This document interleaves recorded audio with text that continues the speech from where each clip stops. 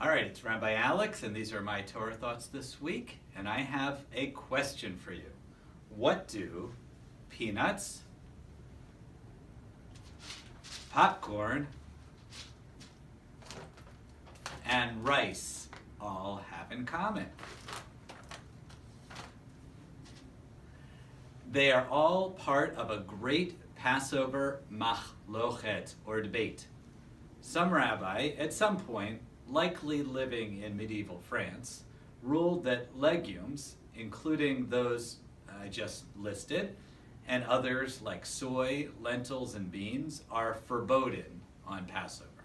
Labeled as kitniot, they became a subcategory of wheat in the Ashkenazi or European world. Why?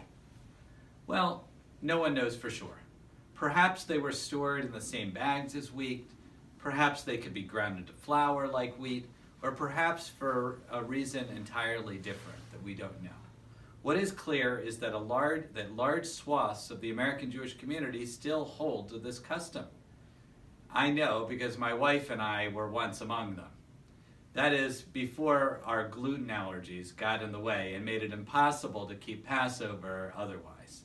The conservative movement actually ruled a few years back that their adherents no longer needed to abide by the laws of kitniot, and still many are reticent to give it up.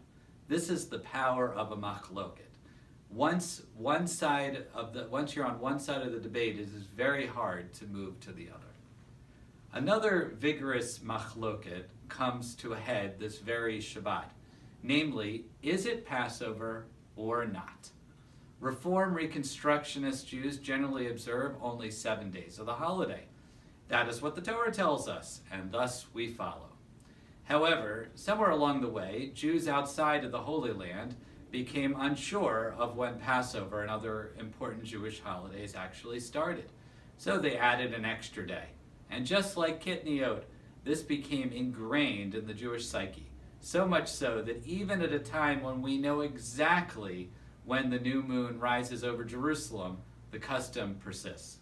Here at Shir Shalom, we split the difference, serving both challah and matzah this Friday night. You got that, both challah and matzah.